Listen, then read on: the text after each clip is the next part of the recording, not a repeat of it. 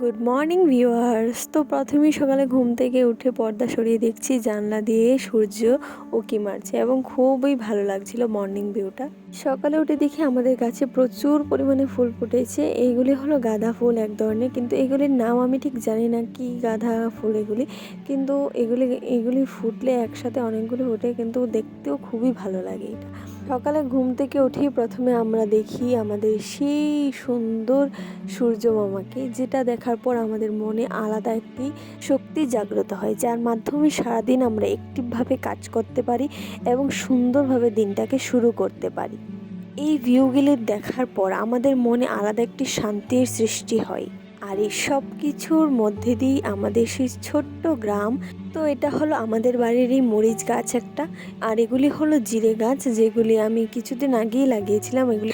তো এখানে আরটি দেখাচ্ছি, এটা হলো মালতী গাছ, সন্ধ্যা মালতী, যেটা হলো গিয়ে আমাদের বাড়িতে অনেক আগে থেকেই আছে। তো এটাকে আমি লাগিয়েছিলাম অনেক আগে। তো এখানে আমি একটা ফুল পেড়ে নিয়েছি এবং আমার মাথায় লাগিয়ে আমি সকালে যে ভিউটা সেটা ফিল করছিলাম। তো মা বলেছে কিছু গাছে ছিম ধরে আছে, সেগুলি নিয়ে আয়, আজকে রান্না করবো। তো তার জন্য আমি চলে গেলাম ছিম পাড়তে। গিয়ে আমার হাতে তো কাভারই হচ্ছে না এইগুলি পাড়তে, কারণ এগুলো খুবই শক্ত ছিল।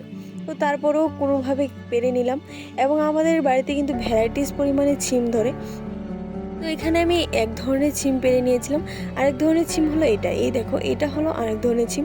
ছিম অনেক ধরনের হয়, তোমরা সবাই জানো, কিন্তু আমি সব কয়টার নাম ঠিক করে জানি না। তোমরাই কমেন্ট করে জানিও কোনটা কোন ধরনের ছিম। আমি ঠিক করে জানি না, তার জন্য বলতে পারছি না। তো এখানে আমি দু ধরনের ছিম পেরে নিলাম, এটা হলো আরেক ধরনের ছিম। এখানে ভ্যারাইটিস পরিমাণে ছিম ধরে আমাদের বাড়িতে। তো আরও আছে, আমি তোমাদের সেটা দেখাচ্ছি। এই দেখো, এখানে উপরে অনেকগুলো ছিম আছে, পারতে পারছিলাম না, তো এখানে আমি ঝাঁপিয়ে টাপিয়ে কোনোভাবে পেরে নিয়েছিলাম, কারণ অনেক বড় হয়ে ছিল এই ছিমগুলি। তো এখানে আমি পেরে নিয়েছি। এই দেখো, আমার পেরে তো খুবই আনন্দ লাগছিল, কারণ আমি অনেক কষ্ট করে এই ছিমগুলি পেরেছি। তো এখানে পেরে নিয়েছিলাম। তো এখানে আরও আছে, কিন্তু আমি বেশি উপরে হওয়ার কারণে পারতে পারিনি সব কয়টা। তো এখানে রেখে দিয়েছিলাম, দেখো কতগুলি ছিম। তো এটা হলো আরেক রকমের, দেখো কত সুন্দর কালারটা, পিঙ্ক পিঙ্ক কালারের। তো এখান থেকে আমি দুটো পেরে নিয়েছিলাম, বেশি পারিনি, কারণ অনেকগুলি হয়ে গেছিলো ছিম আগে থেকেই।